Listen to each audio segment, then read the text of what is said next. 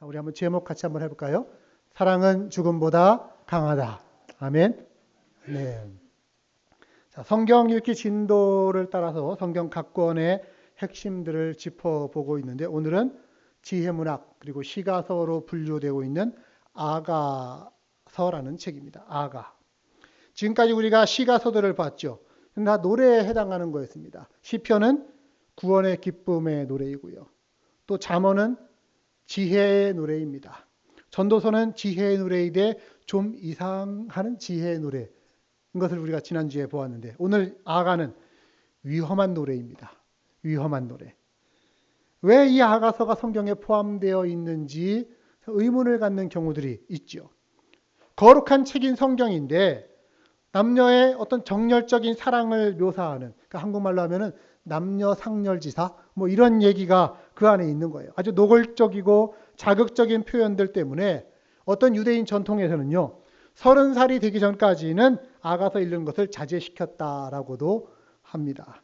그러니까 보통 우리 육체의 성인을 한 20세로 얘기하는데 30세로 얘기하는 것은 정신적인 성인을 얘기하는 거예요. 예수님도 30세가 되었을 때 공생애를 시작했다라고 하는 것이 이제 정신적으로 성인이 되어지고 사역을 시작할 수 있는 나이가 되었다라고 하는 것을 상징하는 겁니다. 30세 정도까지는 돼야 아가서의 내용을 유혹받지 않고 받아들일 수 있다. 뭐 이런 얘기가 되겠죠. 오늘 보니까 30대 안 되신 분들이 여기 몇 분 앉아 계신데 하나님께서 잘 마음을 붙들어 주시기를 바랍니다. 아가서와 관련해서 설교자에게 가장 쉬운 길은 뭔지 아십니까? 아가서를 본문으로 택하지 않는 겁니다. 더 정확하게 말하면 성에 대한 주제는 가급적 설교에서 피하는 것입니다. 그래서 제가 이번에 보니까 제가 보통 한 12년 정도 이 교회에 있었는데 아가서는 본문을 딱 한 번 다뤘더라고요. 그 좀 비켜간다라는 거죠. 그래서 오늘도 우리가 성경 읽기 진도를 따라서 이 성경책을 정하는데 좀 피해가고 싶은 갈등이 마음속에 한 군데 있었습니다. 하지만 교회에서 우리가 이런 말 안 하면은 어디 딴 데 가서 배워요. 배우는데 이상하게 배우기 시작하는 겁니다. 왜곡되게 배우는 겁니다. 최근에 어떤 통계를 보니까 우리 자녀들이 11살이 되기 전에 외설물을 접하게 되어진다. 학교 친구들끼리 성적인 행동을 강요당하기도 한다. 물론 전체적인 통계니까 예수 믿는 자녀들의 통계는 좀 더 다를 수 있겠지만 이런 게 현실이라는 거예요. 다 알고 있는데도 쉬쉬하니까 교회에서는 특히 성에 대한 부정적인 인식이 큰 게 사실입니다. 하지만 오늘 우리가 좀 분명히 알아야 될 것은 성 또한 하나님께서 만드신 것이다라는 거예요. 필립 얀시라고 하는 기독교 저술가는 이런 말을 했습니다. 하나님은 우리가 상상할 수 있는 것보다 훨씬 더 많은 의미를 성 안에 두셨다. 오늘날 현실적으로 성의 힘이 존재하고 있고요. 그렇기에 성에 대한 이야기를 계속해서 억압하거나 부정할 수는 없는 것입니다. 그러다 보면 왜곡되어 나타날 수밖에 없기 때문에 오늘은 성이라고 하는 것에 설계된 하나님의 계획과 의도를 우리가 좀 살펴보기를 위해서 아가서를 그냥 지나치지 않고 이 아가서 중에 본문을 택했습니다. 자, 아가. 이름이 왜 아가서일까요? 아가. 애기야 하는 그 아가일까요? 영어로 말하니까 Song of Songs예요. Song of Songs. 노래 중에 노래. 최고의 노래라고 하는 뜻입니다. 한국말로 아가는 아름다운 노래라고 하는 뜻입니다. 그 세상에서 가장 아름다운 노래가 아가라는 거예요. 어떤 성도님은 목사님 아가서를 읽다 보니까 아가서라고 하는 이름보다는 뿅가라고 하는 게 더 좋겠는데요. 뭐 이렇게 말씀하시기도 하더라고요. 자, 아가서를 누가 지었느냐? 솔로몬이 지었다라고 하는 것이 정설이기도 하지만 여러 학자들이 또 있어요. 하지만 이건 중요한 얘기가 아닙니다. 중요한 건 기록한 목적입니다. 왜 이 아가서가 기록이 되어졌을까? 왜 성경 안에 들어와 있을까? 하나님께서 창조하실 때에 의도하신 남녀 간의 순수하고 열정적인 사랑을 칭송하는 거예요. 우리가 하나님의 성전이라고 하는 몸을 입고서 이 한 세상을 살아갈 때에 어떻게 이 몸을 통해서 사랑할 수 있을 것인가 라고 하는 것을 우리에게 가르쳐 주는 내용이 아가서라고 하는 겁니다. 도표를 한번 보시죠. 아가서의 구조가 나오고 있는데 아가서는 총 4단계로 진행이 된다고 말할 수가 있습니다. 근데 이게 우리가 누군가와 사랑할 때 그 사랑이 진행되는 거하고 비슷한 전개가 이루어집니다. 누군가를 만나서 사랑의 눈이 뜹니다. 반합니다. 그 사랑이 꽃피기 시작합니다. 그와 관계를 맺으면서 이제 사랑이 깊어집니다. 그리고는 너 나랑 같이 함께 일평생을 살래? 그래서 사랑이 열매를 맺습니다. 결혼이라고 하는 것으로. 그렇게 해서 함께 살기 시작하는데, 그런데 이게 사랑이 늘 행복한 것만이 아닌 거예요. 알콩달콩하다 보니까 어떤 해는 삐그덕거리기도 하고 싸우기도 하는 겁니다.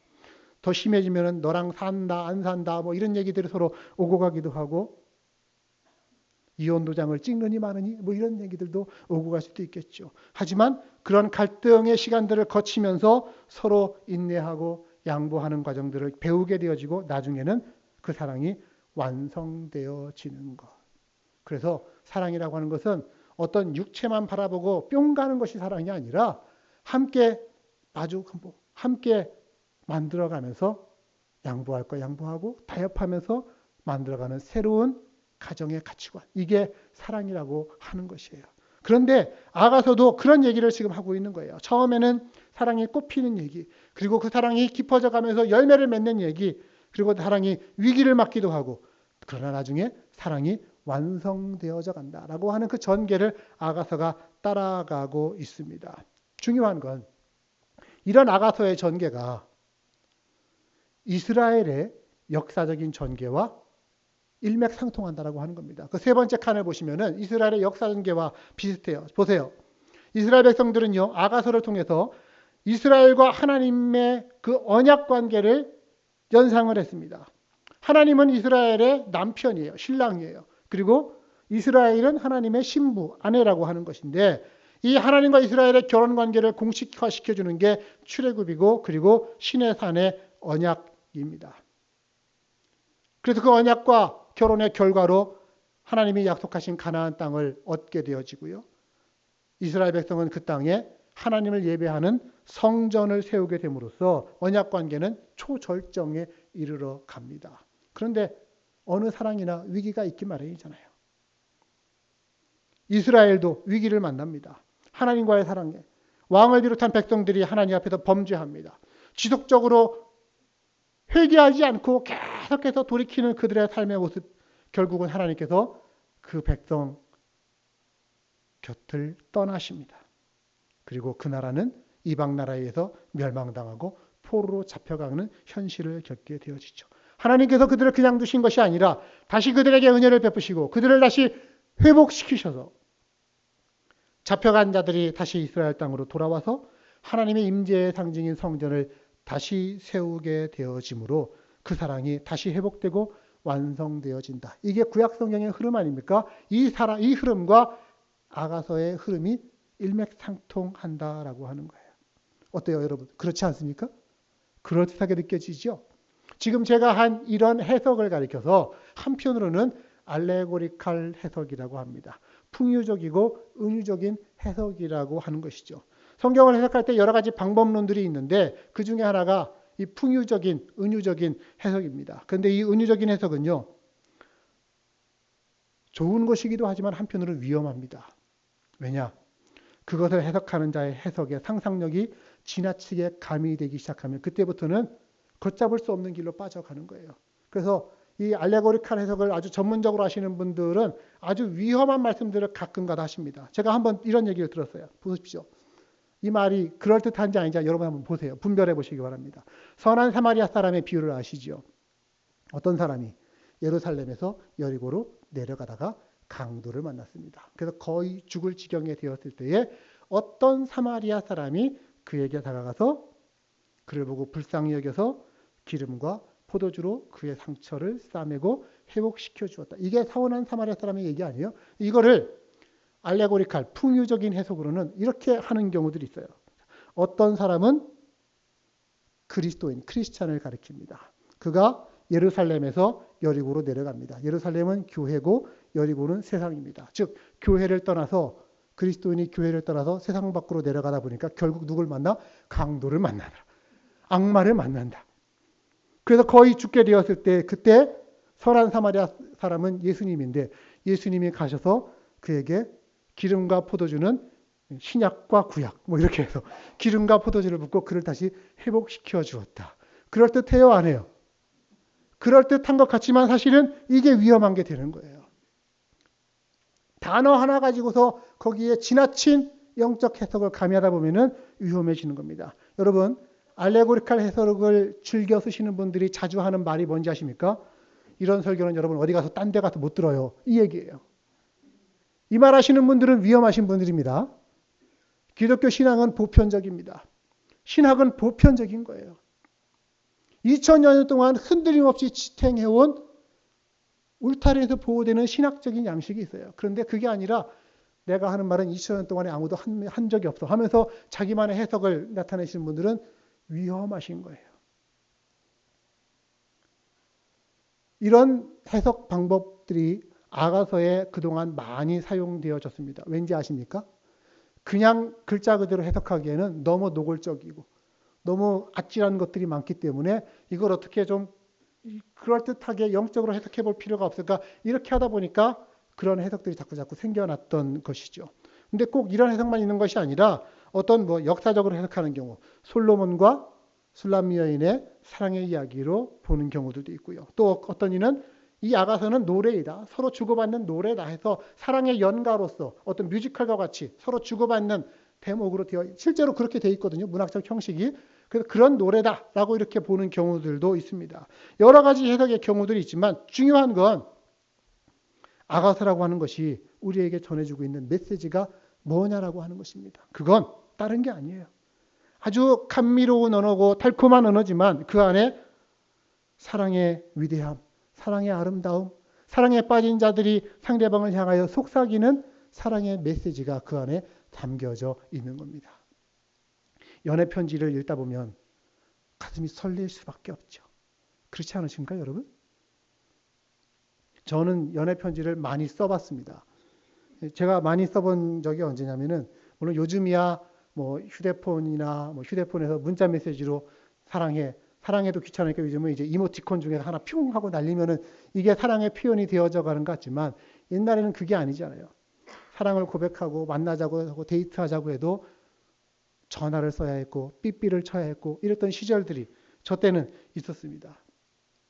제가 20대 중반을 조금 넘겨서 군목으로 입대하기 위해서 훈련소에 들어갔습니다. 그때 훈련소에 들어가서 훈련을 한 3개월 정도 받는 기간 동안 제 나름대로 이 기간 동안에 내가 해야 할 일 중에 하나, 물론 훈련도 잘 받아야 되겠지만 내 사랑하는 그 여인의 마음을 내가 얻기 위해서 내가 편지를 쓰리라 생각을 하고서 거의 매일은 아니지만 어쨌든 자주자주 편지를 써서 보냈습니다. 한 여인에게 계속해서 보냈습니다. 그 여인은 그걸 받으면서 제가 작전을 어떻게 썼냐면 흘림체로 꽉 쓰거든요, 글씨를. 그러면 한 번에 못 알아봐요.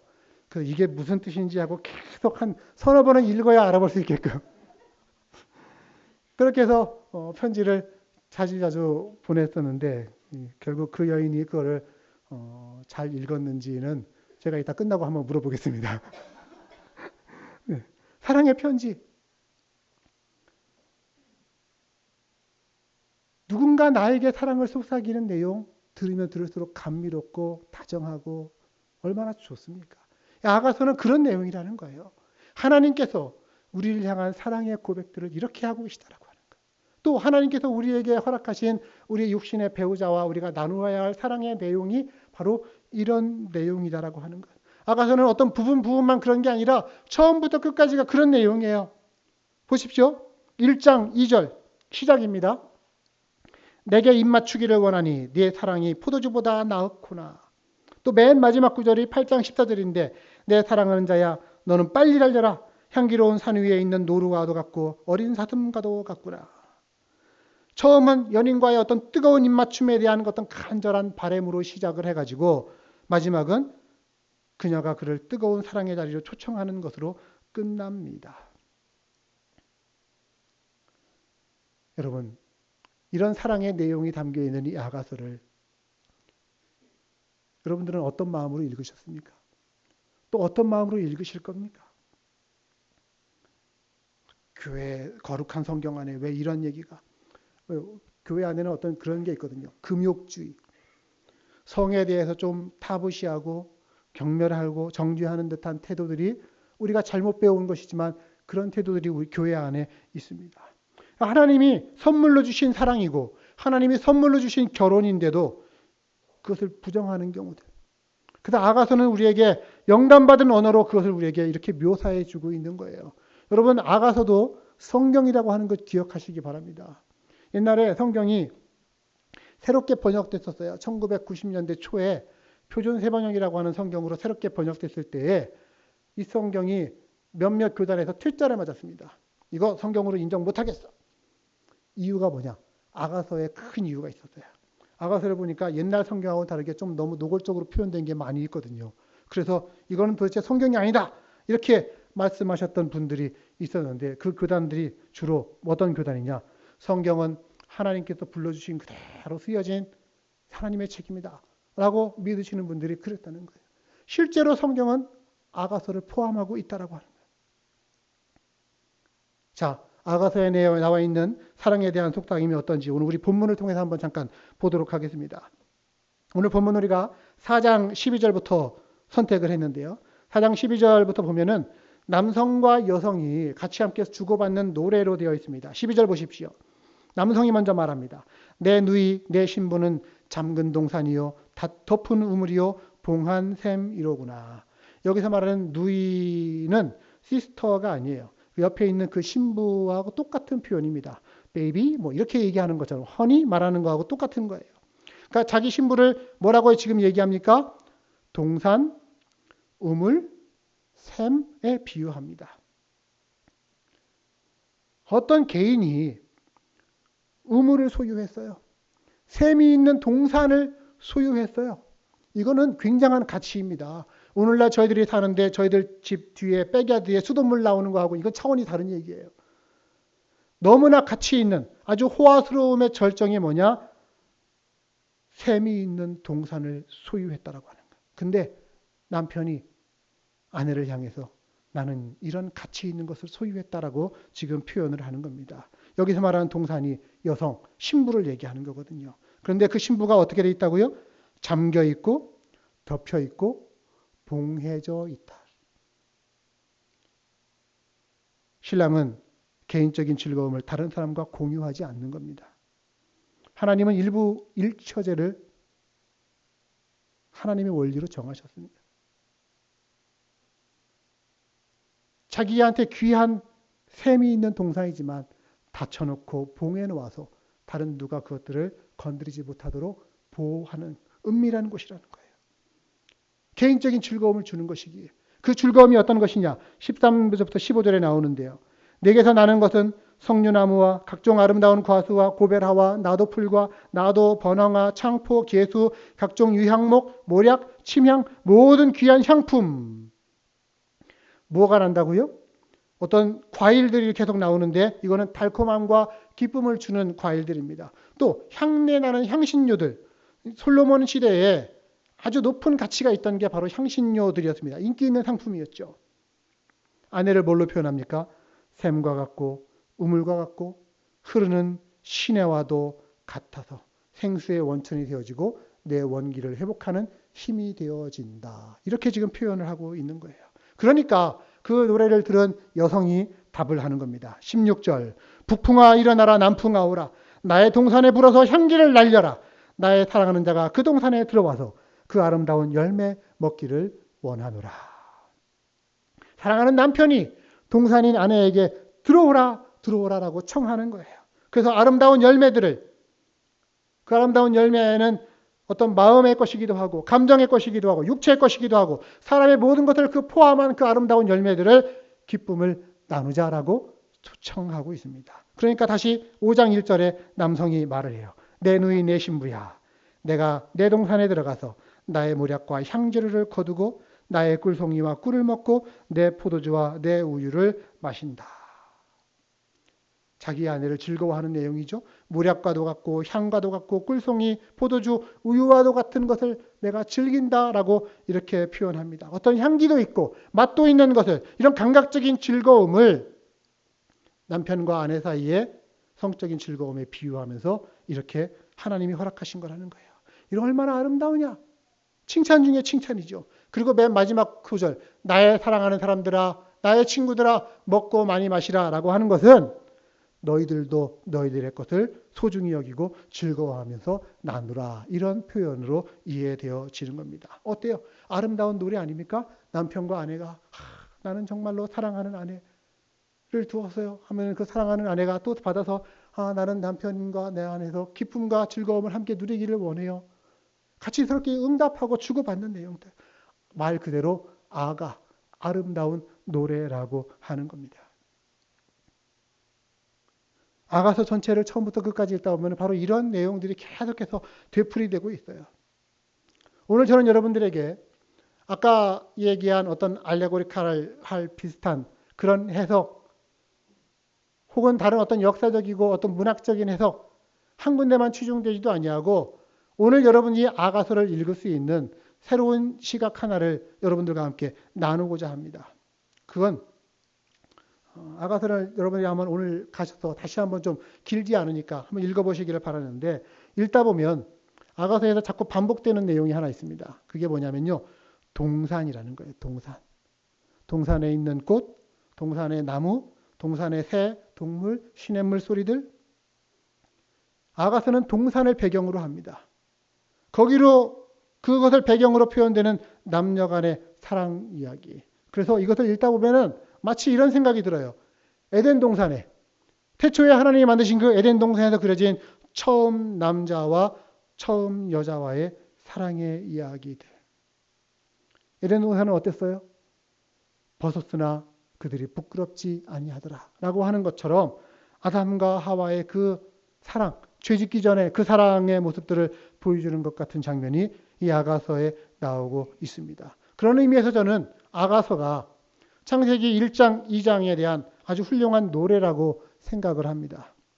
하나님은 창조하신 분이시죠. 자신의 형상을 따라서 남자와 여자를 창조하셨습니다. 사람을 지으신 목적이 뭡니까? 하나님을 섬기는 제사장의 역할을 감당하기 위해서 자신의 형상을 닮은 최고의 피조물인 인간이 행복하게 살기를 원하시면서 창조하셨습니다. 그리고 그들을 위해 하늘 성전의 모형인 에덴 동산을 만들으시고 그 동산의 거주자로 인간을 선택하신 거예요. 남자와 여자를 각각 창조하셨죠. 창조하실 때 동등한 인격으로 창조하십니다. 남자를 먼저 창조하고 여자를 나중에 창조했으니까 여자는 후진적인 거야. 아니에요. 남자의 갈비뼈에서 여자를 창조했으니까 여자는 남자의 일부일 뿐이야. 아니에요. 갈비뼈는 부속품이 아니라 가장 중심되는 곳을 얘기하는 겁니다. 그래서 남자가 여자를 보았을 때 뭐라고 얘기합니까? 눈이 평 가서 하는 얘기가 이는 내 뼈 중에 뼈요 살 중에 살이로다 라고 하면서 얘기하지 않습니까? 그를 가리켜서 돕는 배필이라는 거예요. The suitable helper. 서로 돕는 것. 하나님은 남자와 여자를, 남편과 아내를 서로 돕는 배필로 창조해 놓으셨습니다. 그러면서 서로 사랑하고 서로 섬기라고 하는 것이죠.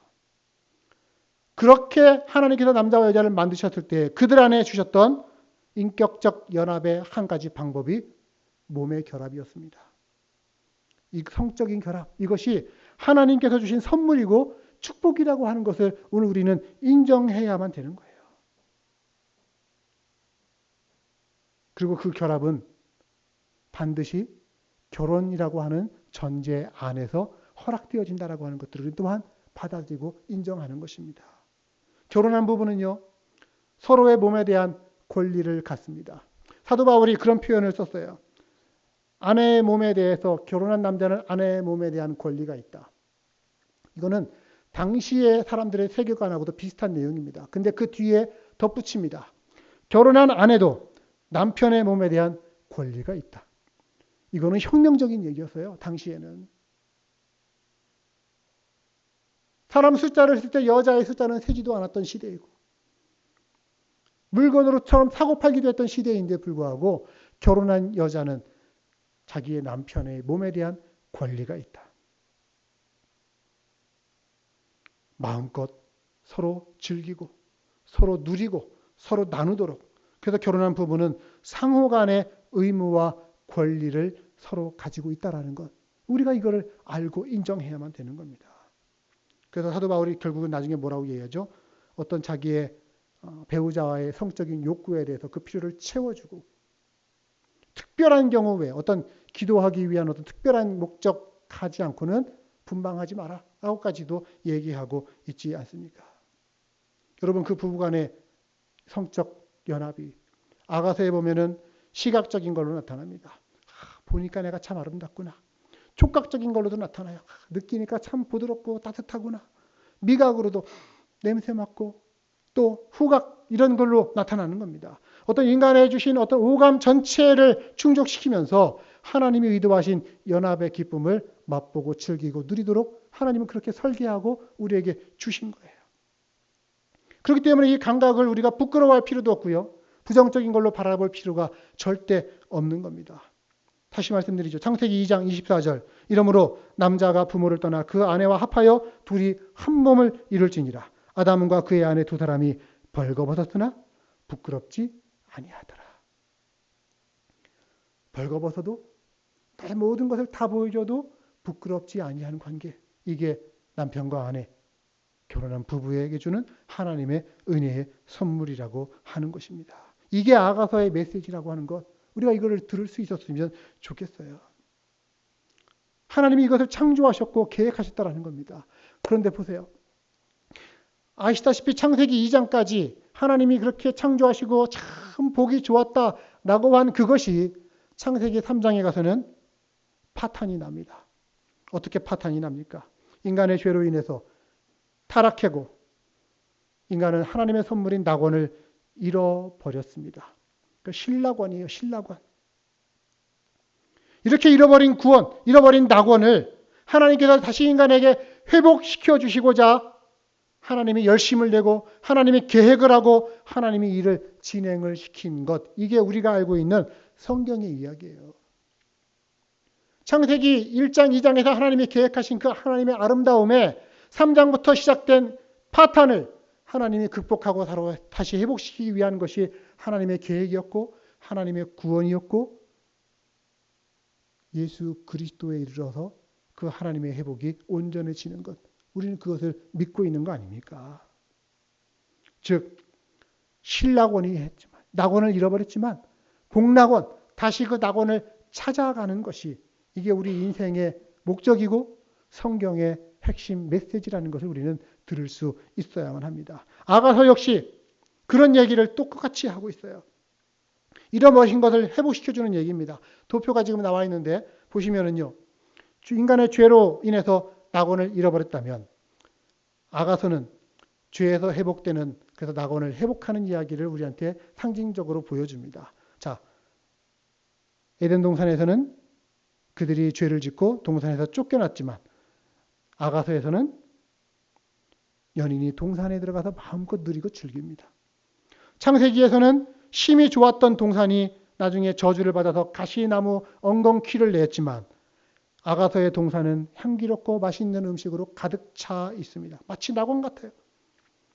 창세기에서는 인간이 금지된 열매를 취할 때에 감각 때문에 유혹을 받습니다. 뭐라고요? 먹음직도 하고 보암직도 하고 지혜롭게 함직. 이거 다 인간의 감각이거든요. 그 감각을 부정적으로 여기기 시작한 게 바로 이런 것 때문이에요. 그러나 아가서에서는 연인들이 서로에 대한 감각을 즐깁니다. 즐거움을 주는 감각으로 누리기 시작하는 겁니다. 창세기에서는 저주의 결과로 일이 노동이 되어지고 힘든 것이 될 수밖에 없었지만 그러나 아가서에서는 노동이 비록 힘들어도 함께하는 기쁨이 있기에 얼마든지 감당할 수 있다. 이런 얘기를 하고 있습니다. 결국에 창세기의 저주의 핵심은 죽음이었어요. 인간은 결국에 죽을 수밖에 없다. 그러나 아가서에서는 사랑은 강하다. 무엇보다 죽음보다도 강한 것이다. 라는 얘기를 하고 있습니다. 아가서 8장 6절의 말씀 보십시오. 사랑은 죽음같이 강하고 많은 물도 이 사랑을 끄지 못할 것이고 홍수라도 삼키지 못할 것이다.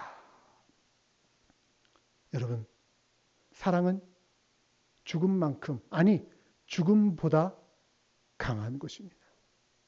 하나님의 진정한 사랑은 특히 더욱더 그렇습니다. 죽음을 넘어서서 우리를 대신해 예수 그리스도를 십자가에 달려서 대신 죽게 하신 것. 이게 하나님의 사랑 아닙니까? 그 사랑으로 우리 인간에게 주어졌던 낙원을 잃어버린 그 신낙원의 저주가 낙원을 회복하는 복낙원의 구원으로 회복된 줄로 우리는 믿는 것입니다. 이처럼 성경 안에 있는 창조, 타락, 그리고 구원의 그 핵심 메시지라고 하는 것을 바탕으로 아가서를 읽으니 역시 아가서도 창조와 타락과 구원의 이야기구나. 우리는 이것을 알게 되어지는 것이죠. 그래서 여러분들이 아가서를 읽을 때 그런 바탕을 두고서 아가서를 읽으시면 물론 아가서 안에 있는 허락된 관계 안에서의 남녀 간의 사랑의 즐거움과 기쁨, 감사도 누릴 수 있고 그러나 또한 그 안에 죽음보다 강한 사랑으로 우리를 회복시키시고 낙원을 회복시키시는 하나님의 은혜와 사랑을 여러분들이 맛볼 수 있기를 바랍니다. 또한 아가서를 통해서 우리는 우리의 신앙의 실제적인 생활의 측면에서도 교훈을 얻을 수가 있습니다. 아시다시피 오늘의 이 시대가 성적인 영역만큼 타락하고 왜곡한 그런 시대가 어디 있습니까? 영적인 훈련을 할 때에 세 가지의 핵심 테마가 있어요. 돈, 성, 권력이라고 하는 것. 다 잘 쓰면 좋은 것이지만 그러나 그만큼 위험한 것이기도 합니다. 성에 대한 그릇된 인식 왜 왔을까요? 성을 자꾸 억압했던 거예요. 교회가 헬라 그리스 철학의 영향을 많이 받아서 몸을 열등하고 심지어 악한 것으로 여겼었습니다. 우리 지난주에 제가 그림 한번 잠깐 보여드렸는데 다시 한번 보실까요? 인간은 몸을 입은 존재예요. 그런데 이 몸을 입은 것을 악하다고만 자꾸 하니까 몸을 저주하고 싶고 자꾸 있는 몸에 있는 어떤 욕구를 부정하고 싶고 자꾸 그렇게 나아갔는데 몸이 어느 방향으로 가느냐가 중요한 겁니다. 몸이 만약에 육을 향해 나아간다면 육이라는 게 뭐예요? 사탄의 힘과 가치체계 속에 속해 있는 어떤 삶의 방향성, 사탄이 기뻐하는 일을 쫓아가고자 하는 그 어떤 사고방식, 이것이 육이에요. 몸을 입은 우리가 그 육된 방향으로 자꾸 쫓아가면은 육된 생활을 하는 것이고, 그러나 몸을 입은 우리가 영적인 것, 하나님이 기뻐하시는 생각과 하나님 기뻐하시는 가치관을 향해서 한 걸음 한 걸음 쫓아 나아갈 때 우리는 몸을 입은 자로서 영적으로 살아갈 수 있게 되어지는 겁니다. 그것을 오해하니까 인간의 몸을 나쁜 방향으로만 바라봐 가지고서 성 또한 몸을 통해 하는 것인데 몸과 성을 악한 것으로 바라봤던 시각이 교회 안에 너무나 많이 있었습니다. 그래서 교회가 오랫동안 성을 정죄했었어요. 여러분들 잘 아시는 어거스틴이라고 하는 교부가 있죠. 성 어거스틴이 이런 말까지 했습니다. 심지어 결혼과 출산이 원죄를 전달하는 통로가 되어진다. 그러다 보니까 교회 안에 어떤 독신주의, 수도원주의, 혹은 금욕주의, 캐토릭 같은 경우는 계속해서 독신사제주의를 고집하잖아요. 몸이 문제다라고 생각하는 거예요. 아니에요. 하나님이 창조하신 그 인간의 본성, 몸과 성에 대한 갈망, 이거는 막을 수 있는 게 아닙니다. 결국 아닌데 안 그런 척하다 보니까 성이 왜곡됩니다. 비밀스럽고 음흉하고 불법적인 방법으로 그 욕망을 해결하는 이중적 태도를 취해 왔던 것이죠. 근데 오늘날은 오히려 정반대가 되어져 가는 것 같아요. 제가 보니까. 너무 성이 노골화되어지고요.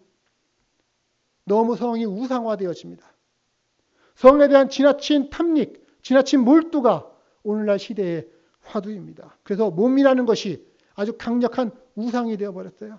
우리 삶의 최고의 목표가 몸짱이고요. 어떻게 이 아주 멋있어 보이는 몸으로 어떻게 이 여성을 유혹해서 원나잇 스탠드 이런 얘기하는 거예요. 오늘날 세상이 이렇게 변해버린 겁니다. 더 강렬한 성적 쾌감을 쫓아가는 거예요. 이게 삶의 전부인 것처럼 그렇게 살아가는 왜곡된 성적 가치관. 저는 성에 대해서 억압하거나 혹은 지나치게 탐닉하거나 몰두하는 것, 이 두 개 모두가 하나님이 의도와는 다른 것이라고 생각합니다. 에덴 동산에서 두 남녀를 택하시고 서로 부끄러움 없이 온전한 연합을 의도하셨던 하나님의 뜻은 그런 게 아니셨어요. 서로가 있는 그대로 받고 허락한 것 안에서 즐기고 나누면서 감사할 줄 알고 소중히 여길 줄 아는 것. 그렇기 때문에 우리가 너무 성에 대해서 억압과 터부하면서 숨길 것도 아니고요. 그렇다고 해서 그걸 탐닉하기 위해서 우리의 시간과 정열을 다 거기에 쏟아부으면서 보낼 것도 아니라고 하는 것입니다. 또 하나의 교훈을 저는 여러분들과 함께 나누고자 합니다. 이건 우리 가정생활, 부부관계에 대한 교훈입니다. 결혼하고 가정생활 하다 보면은 아까 말씀드린 것처럼 왜 위기가 없습니까? 어느 가정이나 위기를 만납니다. 그러면서 부부의 마음이 서로 갈라지기도 하고 떠나가기도 하고. 근데 가만 보면은 그게 아주 사소한 일부터 시작되는 경우들이 너무너무 많아요. 양말 벗어서 쓰레기 왜 저 빨래통에다 안 넣고 아무데나 넣냐 이런 거 하다가 쓰다 보면은 결국은 도장을 찍느니 마느니 이렇게 가는 경우들이 생기죠. 그래서 가정생활, 부부관계를 파괴하는 작은 여우가 하나님이 허락하신 결혼관계의 울타리에 침투하지 못하도록 우리는 경계해야 되고 지켜야만 되는 겁니다. 아가서는 그 얘기를 하고 있어요. 아가서 2장 15절 우리를 위하여 여우 곧 포도원을 허무는 작은 여우를 잡아라. 우리의 포도원에 꽃이 피었다. 우리 포도원에 핀 꽃을 시기해서 여우가 와가지고 막 헤집고 다니려고 할 때 그 여우를 잡아야만 되지 않겠느냐. 부부관계에 적신호가 켜지면 그걸 극복하기 위해서 어느 한편만 노력합니까? 그렇지 않죠. 서로 인내해야 되고 서로 노력해야만 되는 겁니다. 그래서 한국 속담에 비 온 뒤에 땅이 굳는다라고 하는 것처럼 위기를 극복하고 더 많이 이해하고 더 사랑하게 되어오는 부부관계로 나아갈 때 그게 인생이 성숙해져가는 길이다라고 저희는 이해할 수 있었으면 좋겠습니다. 그러면서 한편으로 생각나는 것은 독신으로 지내시는 분들 혹은 사별하신 분들 배우자가 비록 내 곁에 없다 하더라도 꼭 성적인 접촉만이 우리가 누릴 수 있는 즐거움의 모든 것은 아니기에 어찌 보면 우리에게는 하나님이 우리에게 주시는 하나님의 접촉, 영혼의 어루만지심이 우리에게 또한 있기에 우리는 또한 그것들을 이기면서 또 살아갈 수도 있는 것이라고 생각합니다. 자, 하나님의 몸, 성전, 이거를 하나님이 거하시는 성전으로 알고 이 안에서 올바른 부부관계를 누리는 거예요. 그래서 아까 읽은 대로 잠근 동산, 덮은 우물, 봉한 샘 무슨 얘기입니까? 그 사이에 아무것도 끼어들지 못하도록 하라는 거예요. 그 제가 좋아하는 말이 있어요. 여기에 대해서 가정과 성과 사랑이 즉 결혼과 성과 사랑이 한 울타리 안에서 만날 때 이게 가장 안전한 것이고 복된 것이라고 하는 겁니다. 근데 어느 하나라도 이것이 빠져나가 버리면은 위험한 것이 되는 거예요. 불과 난로를 이해하시면 될 것 같습니다. 불이 난로 안에 있을 때는 따뜻함을 주고 큰 유익이 되는 것이지만 불이 난로 밖으로 뛰쳐나가 버리면 이야말로 난리채양, 파멸이 이룰 수밖에 없게 되어지는 것이죠. 결론적으로 저는 이 말씀을 드리면서 오늘 말씀을 맺고자 합니다. 우리는 성에 대해서 분별해야 되고요. 균형을 갖춰야 되고요. 또한 조화를 이룰 수 있어야 됩니다. 무엇보다 우리 이 몸이 그리고 성이 하나님이 주신 선물이라고 하는 것. 선물도 보통 선물이 아니라 아주 좋은 선물이라고 하는 것. 인정하고 감사할 수 있기를 바랍니다. 하나님은 우리 몸을 그렇게 사랑하시는 분이세요. 우리에게 몸을 심히 좋게 만드셨고 타락 이후에 우리 몸을 하나님은 치유하시고 또한 구원하셨고요. 우리 몸의 필요들을 하나님은 계속해서 채워주고 계시는 분입니다. 우리 몸을 성전 삼아서 하나님이 거하고 계시고 그 몸을 거룩하고 소중하게 사용하라고 하나님은 가르치시고 말씀하십니다. 그리고 예수 그리스도 다시 오시는 그때까지 우리의 몸, 영혼, 마음 전체가 흠없이 보존되기를 하나님은 또한 원하시는 분이십니다. 데살로니가전서 5장의 말씀을 들으십시오. 평강의 하나님이 친히 너희를 온전히 거룩하게 하시고 또 너희의 온 영과 몸과 혼과 몸이 우리 주 예수 그리스도께서 강림하실 때에 흠없게 보존되기를 원하노라. 자, 몸을 입고 이 세상을 살아갑니다. 아가서를 읽으며 하나님의 은혜와 솜씨에 여러분 감사하시고 놀라실 수 있기를 바랍니다. 아가서는 우리의 존재가 어떤 존재인지, 하나님이 어떤 분이신지를 우리에게 가르쳐 줍니다. 우리는 깨어진 존재예요. 신락원이에요. 낙원을 잃어버린 사람들, 구원이 필요한 사람, 회복이 필요한 사람들. 그러나 하나님은 창조자이시고 좋은 선물을 주시는 분이시고 성과 사랑을 우리에게 선물로 주신 분이고, 그리고 또한 우리의 모든 것을 회복시키시는 예수 그리스도를 우리에게 선물로 주신 분이십니다. 우리의 죄악으로 인해서 잃어버린 낙원을 회복하기 위해서 다시 에덴으로 부를 수 있는 유일한 길, 예수 그리스도. 우리는 또한 아가서를 통해 주 예수 그리스도를 함께 바라볼 수 있기를 바랍니다. 그래서 우리가 예수님을 뭐라고 불러요? 우리의 신랑 되신 예수님이라고 부르게 되어지는 것이죠.